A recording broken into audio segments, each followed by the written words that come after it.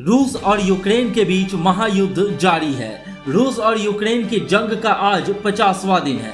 ऐसे में हम आपको बता दें कि रूस के राष्ट्रपति व्लादिमीर पुतिन ने 24 फरवरी को यूक्रेन के खिलाफ जंग का ऐलान किया था। जब रूस और यूक्रेन में जंग शुरू हुई थी तब किसी ने भी इस बात का अंदाजा नहीं लगाया था कि ये जंग इतनी लंबी खींच जाएगी। जंग के इतने दिन गुजरने के बाद भी रूस को कोई बड़ी कामयाबी हाथ नहीं लगी है, बल्कि यूक्रेन पूरी तरह से तबाह हो चुका है। संयुक्त राष्ट्र के मुताबिक 50 दिनों के इस जंग में 46.56 लाख लोगों ने यूक्रेन छोड़ दिया है। ये लोग पड़ोसी देशों में अब शरणार्थियों की तरह जी रहे हैं। संयुक्त राष्ट्र का कहना है कि अब तक जितने लोगों ने यूक्रेन छोड़ा है उनमें 90% महिलाएं और बच्चे हैं। संयुक्त राष्ट्र ने चिंता जताई है कि ऐसे में अब इनकी तस्करी का खतरा भी बढ़ गया है। इतने दिनों की जंग में यूक्रेन का तो नुकसान हुआ ही है, लेकिन रूस के हालात भी कुछ कम खराब नहीं हुए हैं। दुनिया भर में रूस पर प्रतिबंध तो लग ही गए हैं, जिससे उसकी अर्थव्यवस्था को बड़ा झटका लगा है।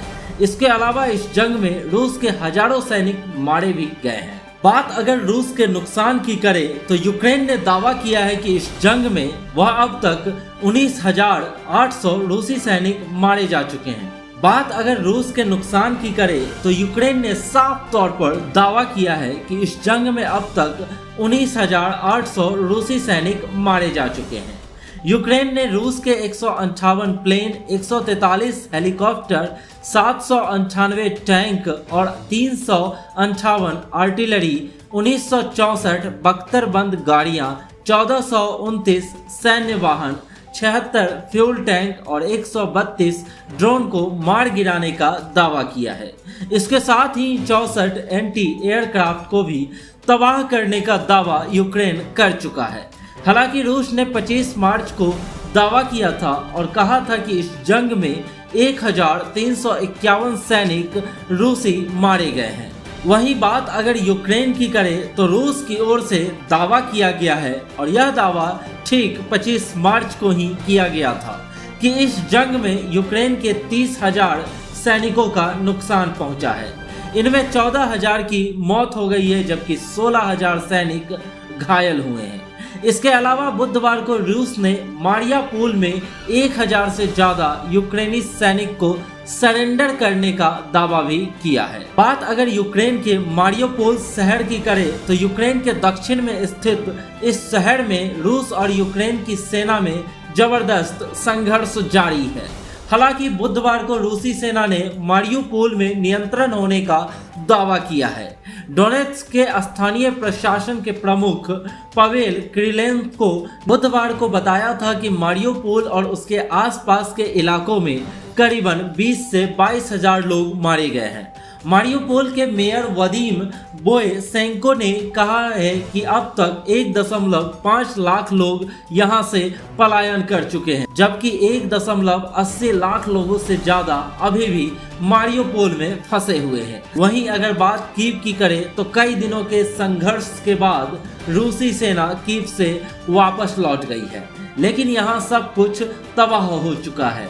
इस्तांबुल के राजधानी तुर्की में हुई वार्ता के बाद रूस ने कीव और चेर्निहिव से लौटने का दावा किया है। कीव के मेयर विताली क्लित्स्को ने बताया कि अब तक लोग वहां से वापस लौटने लगे हैं। हालांकि रूस अब भी धमाका कर रहा है। न्यूज एजेंसी के मुताबिक रूस ने धमकी दी है कि अगर यूक्रेन ने हमले करने बंद नहीं किए तो कीव कमांड सेंटर पर हमला किया जाएगा। यूक्रेन का दावा है कि कीव ओब्लास्ट में अब तक 720 शव मिल चुके हैं और 200 से भी अधिक लोग लापता हैं। वहीं अगर बात यूक्रेन के दूसरे सबसे बड़े शहर खार्किव की करें तो वहां अभी संघर्ष जारी है।